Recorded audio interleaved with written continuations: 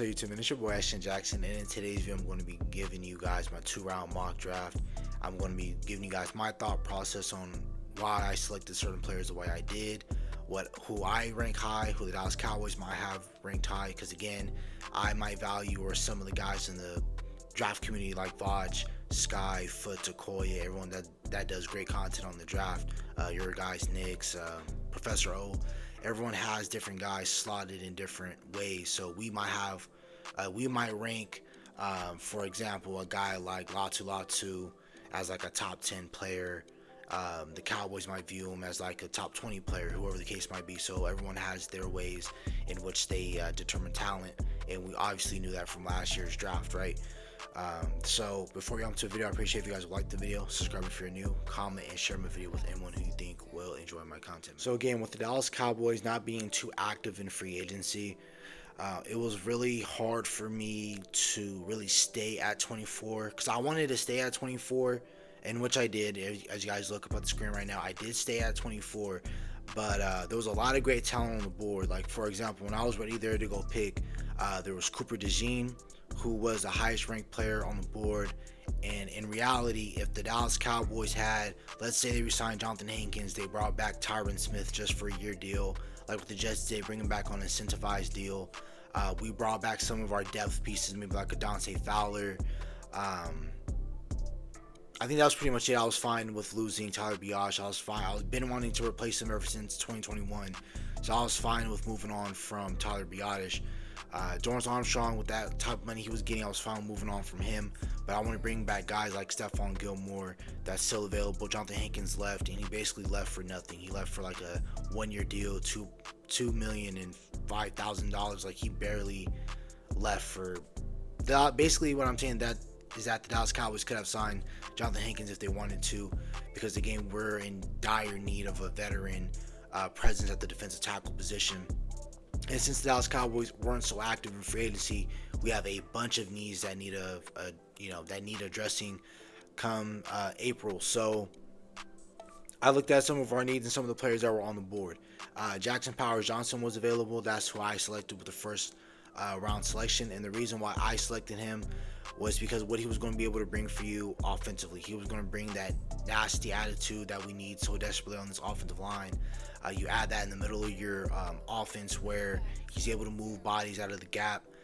There was so many times when we looked at with Tyler Biadasz, whether it was in the run game where it was like, hey, if he sealed off, or if he got this defense tackle out of the hole, whether that was Jordan Davis, whether that was Javon Hargrave playing for the Niners, Eric Armstead, if that was if you moved Fletcher Cox out of the way, if you just moved a couple of guys left or right, or made a better play in the run game against the Detroit Lions, where I think we could have ran the ball a little bit better against them.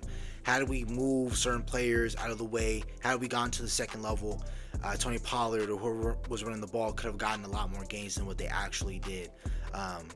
Pass protection, he wasn't that great in pass protection. I'm talking about Tyler Biadasz here, and I'm talking about how there was so many times where I vividly, in my memory, I remember 2021 week 3, our first home game that season, and we were playing the Philadelphia Eagles. The only reason why the Philadelphia Eagles scored 7 points in the first half was because Javon Hargrave pushed back into Dak slap Tyler Biadasz and Connor Williams, right? And Tyler Biadasz, every single time you see him on film, or you see him just in games where you're playing a powerful defensive tackle, whether that's Christian Wilkins for the Miami Dolphins, you're seeing Tyler Biadasz getting driven back into Dak slap, and I'm getting tired of that. I'm getting tired of seeing that. And with Jackson Powers-Johnson, you won't see any of that. He's a powerful center. He's 6'3". He's athletic enough where he can be able to pull. He's going to be able to get to down the field when you want to run your running back screens. So I believe having Jackson Powers-Johnson to his offensive line is something I want to do, especially if you're deciding to move Tyler Smith to left tackle. Now, the reason why I didn't pick tackle like Jordan Morgan, who I wanted to pick at tackle, either him or Amarius Mims, but I was more inclined to pick Jordan Morgan over Amarius Mims, because Jordan Morgan is a true left tackle. Like, he was made on this earth to play left tackle, and you watch his interviews, you just watch his tape from U of A. Latu, who went to the Eagles at 22 in my mock, Jordan Morgan was giving Latu fits, and Latu had to go to the other side, go pass rush on that end to get away from Jordan Morgan. So Jordan Morgan has a lot of great tape put together to, show and prove that he's a true left tackle. But the reason why I didn't go with him is because I'm picturing that the Dallas Cowboys might move Tyler Smith to left tackle, put Tyler Bass at left guard, and then you put Jackson Powers-Johnson at center. Zach Martin, who still has another 1 to 2 years where he's going to play at an all-pro, Pro Bowl type level, and then you're going to have right tackle to Terrence Steele, which hopefully he comes back way better than he did coming off that first year off of his ACL. Coming into this year will be his second year removed, so a full year removed coming off that ACL. Hopefully he's ready to go as well, and he can be that powerful run blocker, which he was in 2022 before he got hurt versus the Houston Texans that year. So Jackson Powers-Johnson is going to be able to bring you strength, attitude. He can pull. He's athletic enough to get to the second level. You don't got to worry about him in pass protection. He's always looking for work, and that's the type of things I'm looking for in a center. Are you always looking for work? Are you strong? I don't want you getting pushed back on pass protection. I want you to be able to move guys out of gaps and get to the second level. He was able to do that a lot. You saw it on tape versus Oregon State. Colorado, he was able to do a lot of great things. And when you just watch his tape, and I like Jackson Powers-Johnson a lot. He even showed out a lot in the Senior Bowl as well. So I was very shocked that he was available at 24 because I thought either the Steelers were going to draft him, the Rams, the Dolphins,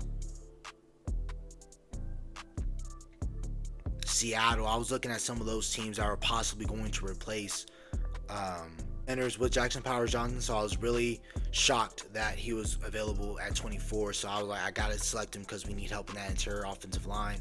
And again, quarterbacks would rather get pressure on the outside from the tackles than have pressure right in their face between the interior offensive line. So I only made this move for Jackson Powers-Johnson if we move Tyler Smith out to tackle. If Tyler Smith is going to stay at guard, then I still would draft Jackson Powers-Johnson, but I'll be very tempted to draft Jordan Morgan to have an official left tackle that can be there because I'm not too confident on Marius Mims being there. I'm not Marius Mims, but Austin Richards. I wouldn't be too confident if he was there and starting games in and out. But who knows, an off-season with Duke Mayweather, he can possibly be something, but I don't know. But possible prospects I was thinking about taking over Jackson Powers-Johnson was Jordan Morgan, of course, if we're not going to move Tyler Smith. And I was saying that if we're not going to move Tyler Smith, we're going to keep him at guard, which I think we might do only because the Dallas Cowboys are cheap, right? And you got to think about in their thought process money, right? They're saying the 2025 salary cap is going to be a lot for them to handle, and they're not going to know if they're going to keep around a lot of the core guys or whatever the case may be, right? So if they're not going to want to pay Tyler Smith because now he's coming into his third year, and in the NFL, once you come into your third year, not this spring, but next spring, Tyler Smith will be eligible for a contract. So if he has 2 years on his belt playing guard, they'll have to pay him top of the line guard money, which is going to be like left tackle money. Because if he goes out to left tackle for this season, puts together another all-pro season at tackle, and he had just had an all-pro season at guard, you're going to have to pay him like a tackle, and you're going to have to pay him like a top offensive lineman in the game.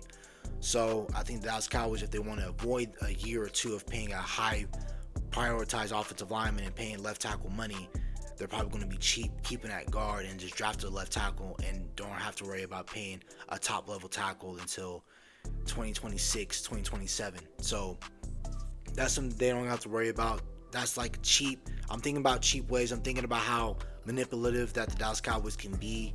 So I was thinking, if they're not going to move Tyler Smith and they're going to be hell-bent and keeping him at guard, draft Jordan Morgan, in my opinion, because I think my best tackle in this class for me will be Troy Fautanu out of Washington, 6'4", really great technique, everything like that. He's really great as well. But my best left tackle would be, Troy Fautanu, then it would be Jordan Morgan. But again, that would be one of my options at tackle. My second pick, and somebody I was very tempted to drafting, was Cooper DeJean. I talked about that earlier in the video. I didn't really get to finish my thought, but like I said, currently right now how your cornerback room states, just your four corners are Trayvon Diggs, Deron Bland, Jordan Lewis, and Eric Scott. So with me, I'm not too confident in Trayvon Diggs coming back off of an ACL injury. We saw Terrence Steele. We saw what's the second one right now? I'm blanking. Michael Gallup. We saw two players that didn't have such great seasons, coming off of like 11, about 8 to 11 months recovering from that ACL injury. I'm not too confident in guys coming off of ACL injuries. Same thing, DeMarvin Overshown as well. I'm not too confident in him coming off of an injury like that. So I wouldn't be mad or upset if we drafted a guy like Cooper DeJean coming out of Iowa, a very great uh, outside zone corner. He can play outside, inside.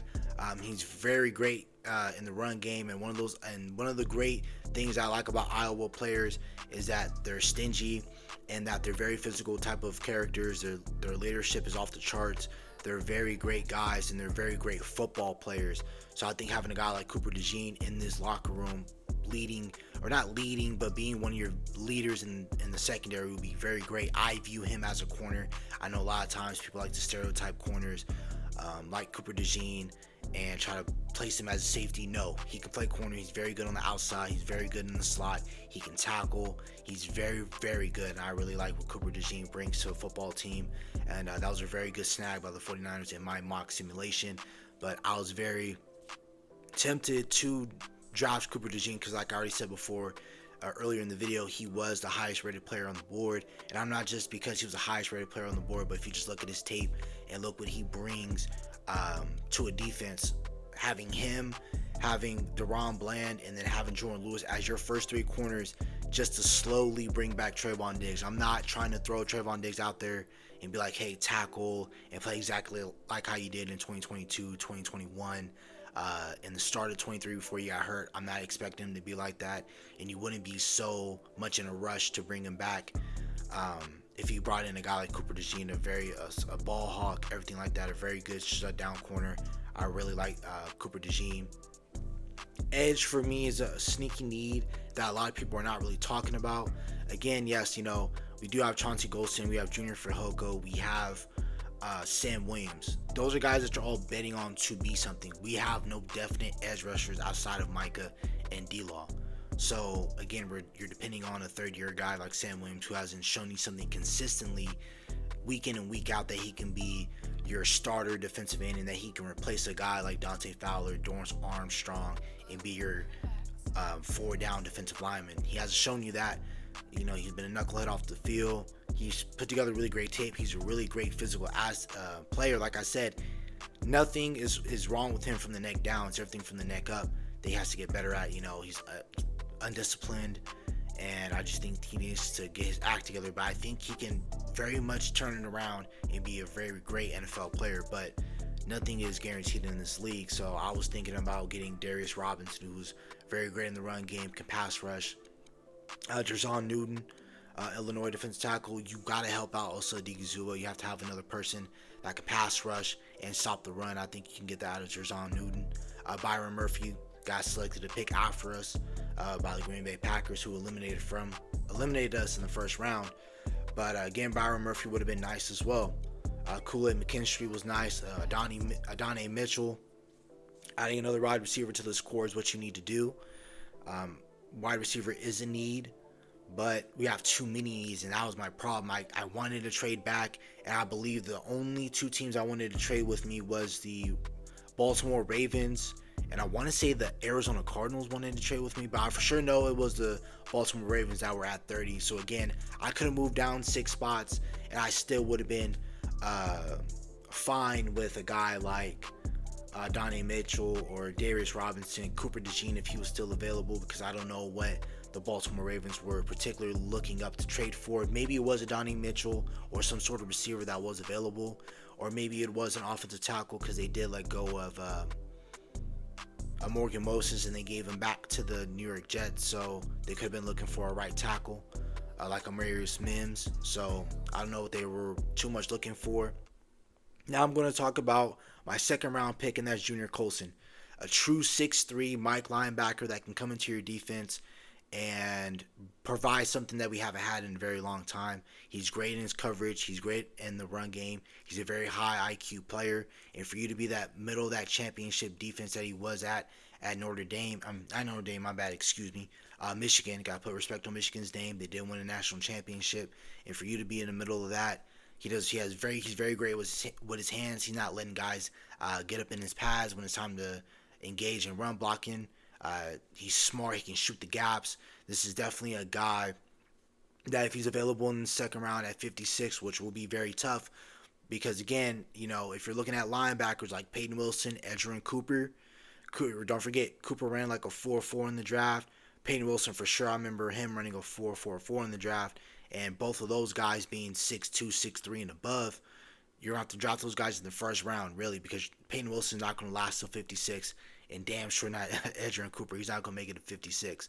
So you're going to have to stay content with a guy like Junior Colson, which is not like a bad prize or anything like that in the day. You really need this on your offense. I can see him being your will linebacker playing next to Eric Kendricks, and when Eric Kendricks leaves next year, you can bring in a guy like Junior Colson. He can play your Mike linebacker position.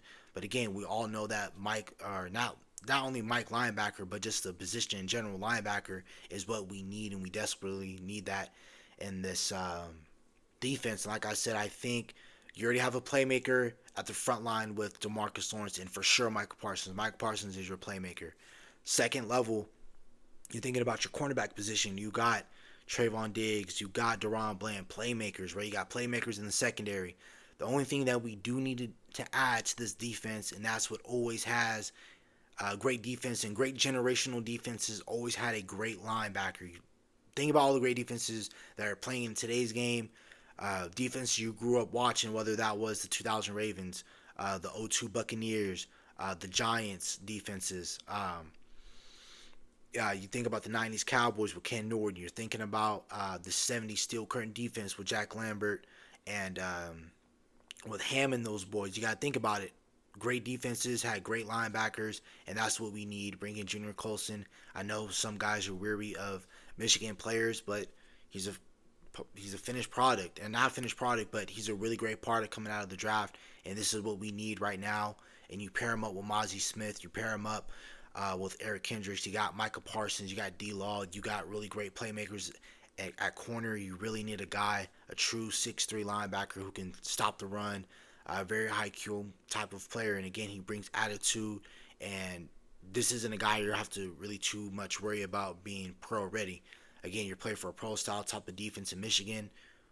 I'm fine with that. I was very happy with my first-round selection and my second-round selection. I was very happy with both selections. I like Jackson Powers Johnson a lot. Again, I was thinking about maybe getting a guy like Darius Robinson, Cooper DeJean, or Jordan Morgan. Those are all guys that were thinking in the back of my mind had the Cowboys drafted a little bit more differently or took care of free agency a little bit more seriously.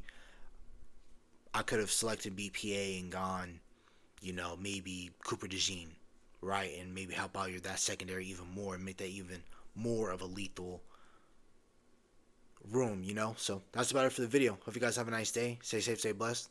Bye.